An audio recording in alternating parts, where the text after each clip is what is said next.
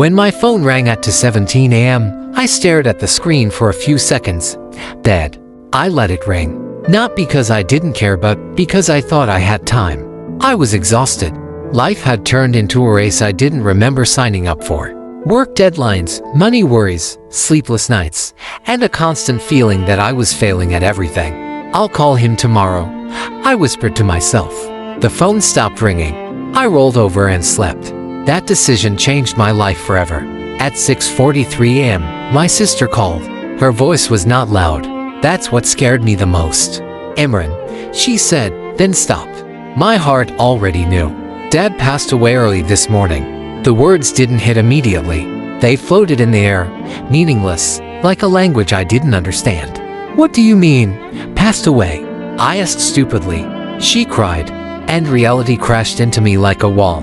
My father was not a man of big words. He never hugged much, never showed emotions openly, but love followed him everywhere he went. He woke up before the sun, prayed silently, and left for work while the world was still asleep. He came home smelling of sweat and dust, but with peace in his eyes because his children had eaten that day. After my mother died, the house felt empty. I remember seeing him sitting alone in the dark one night, holding her old shawl. When he noticed me, he quickly wiped his eyes and smiled. Go to sleep, he said. You have school tomorrow. He never talked about his pain. He carried it quietly.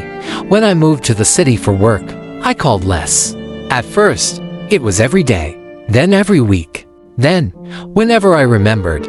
But he always answered on the first ring. Are you okay? He would ask. I'd say, yes, Dad. Just busy. He never complained. Never said, you forgot me. He just said, that's good. Stay strong. At the funeral, I stood beside his grave, feeling like a stranger to my own life. People came and told stories about him. He helped me when no one else did. He never turned anyone away. He raised wonderful children. Each sentence felt like a knife. I wanted to scream. You all knew him better than I did at the end.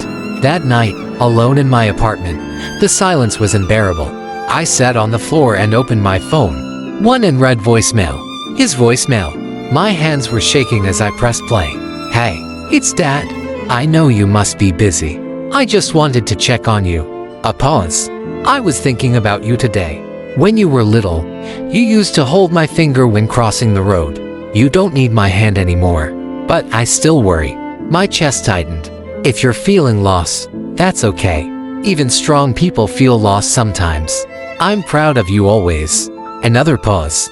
His voice became softer. If you don't call back, I understand.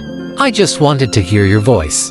Then, almost like a whisper, greater than I love you, my son. I dropped the phone, and I cried the way I hadn't cried since my mother died. Days later, while cleaning his small room, I found an old tin box under his bed. Inside were hospital bills he never showed us, unpaid prescriptions, and a notebook. It wasn't a diary. It was a record of sacrifices. Did not buy new glasses. Skipped dinner money. Sent to Imran. Chest pain today, but Imran's rent is due. On the last page, written with trembling hands.